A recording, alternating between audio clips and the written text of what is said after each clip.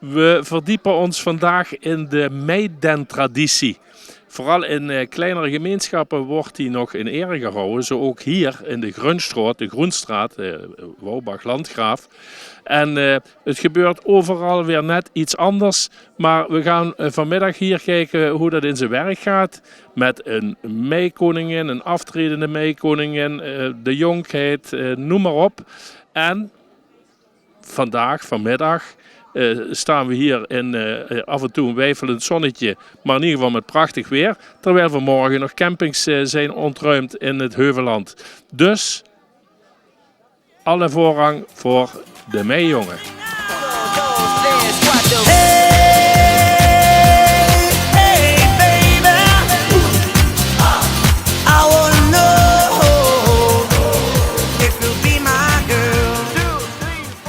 Hier achter ons wordt hard gewerkt door de meijongens om de boom in de tuin voor het Koninklijk Paleis te plaatsen, zal ik maar zeggen.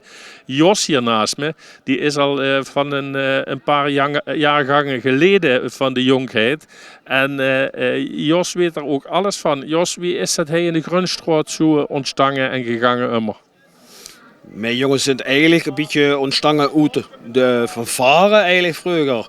Ja, de groepen die zich eigenlijk beheersen en die toch iets ook met die traditie willen doen. Ik weet niet helemaal zeker, maar ik denk wel dat het ergens een beetje van Duitsland is komen overwaaien. Waar ook de traditie was om 1 mei eigenlijk bij een jong gezellig meisje een boompje voor de deur te planten. En dan ging dat een jong doen. En ik denk dat ook hij aan de grensstreek wel het gevoel was van, dit vinden we ook leuk. Ik denk ook in de omgeving worden volgens mij al voor Oosters al meiverenigingen. En die traditie denk ik dat er ook mensen worden die dachten van, oh, dat willen we ook doen. En zo zijn ze eigenlijk in 1957 als meijongens begonnen. In Schinveld hadden ze bijvoorbeeld jonkheid, noemen zich anders. Via hand echte verenigingen die de meijongens zijn. Ja, dus in 1957 zijn die begonnen met een groepje. En door zijn verschillende mensen die hebben zich met elkaar gepakt. Alleen nu, het huidige is eigenlijk met 5 groepen doen van dat nu.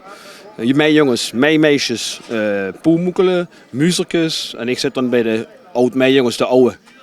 En vroeger hadden ze iets minder actieve leden.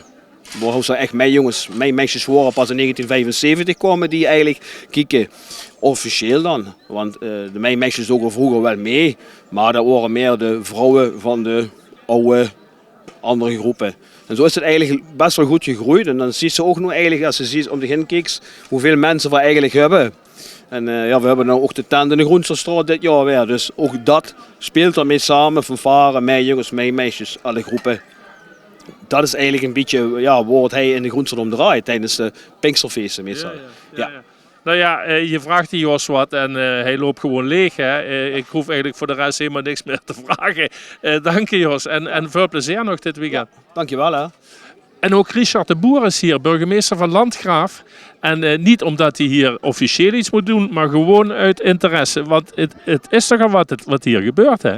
Zeker Frits, op de achtergrond zien de mensen het gebeuren. Het is niet zomaar wat even een sierden opzetten. Het is heel iets anders dan een kerstboom thuis opzetten. Daar komt heel wat bij kijken, heel wat krachten.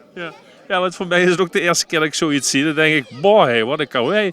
Maar vindt u het niet ook opmerkelijk dat van zo'n redelijk kleine gemeenschap als de Groenstraat, dat zoveel mensen, vooral de jeugd, maar ook latere generaties, daar nog zo bij betrokken zijn? Ja, ik vind dat ook het hele mooie aan deze traditie.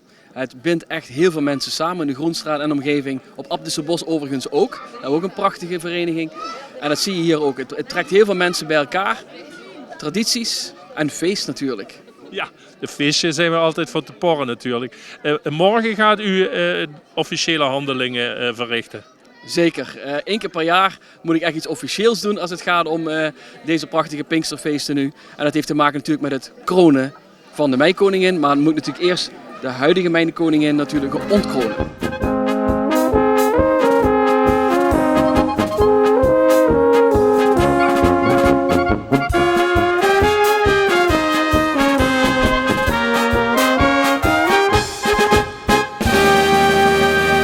Quinn hier is de voorzitter van de meijongens van de Grunstraat. Quinn, kent ze ons een beetje verduiden wie dat nu alle wil in elkaar zit met die groepjes ook en met die Want afgelopen week de meiweek gehad. Dan is eigenlijk de dennenstrijd. Dus de meijongens regelen een den. Die werd in het gebied gebracht. En er werd een V-teken ingezet. Het giekrennen weet dat is hem. En veel verstoppen hem. Maar in een andere groep hem vinkt, werd hij aangemeld. En dan moet giekrennen terug naar het struitje, het centrale punt eigenlijk, het gemeenschapshuis. Door het giekrennen heen en de verstoppende groep krijgt dan een stond lang de 10 om hem in de bus weer te verstoppen. En zo gaat dat eigenlijk de hele week door. Afgelopen jaar is ze 18 keer gevangen en verstopt in die week. En we hebben dat nu afgelopen vrijdag ingeleverd. De wint de meiweek. En dat worden dit jaar de oude. En het spel bestaat uit 5 groepen. De meijongens, dat zijn 4. Meimeertjes eigenlijk de vrouwelijke variant. Oude en poemoekers zijn eigenlijk de oudere meijongens. En die wat te oud zijn om bij de meijongens te komen. En de muziekjes zijn dat van de meimeertjes. Oké. Nou ja, een gans verhaal. En ja, wanneer die er gaat van begrepen had ik nog niet gans. Dan moet ik toch nog eens een paar keer terugkomen. Maar Quinn, wat me enorm opvalt, dat is wie groot deel van de lui hij in de Grunstraat daarmee bezig toch moeten zien. Wie krijgt ze dat voor elkaar? Ja, eigenlijk gewoon generatie op generatie op generatie. Dus ja, van sommigen van ons had de opa erbij gezeten vroeger. En nu de pap daarna en nu vuur zelf. Dus het is echt van ja, de generaties gewoon.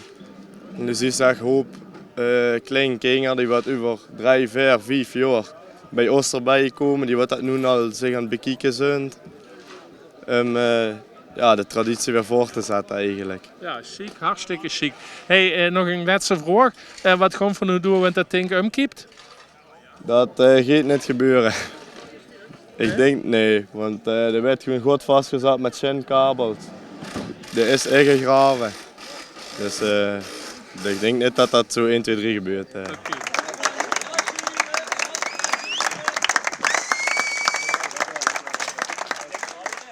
De koningin staat naast me. Dat wil zeggen, morgen wordt ze gekroond tot koningin, Sophie.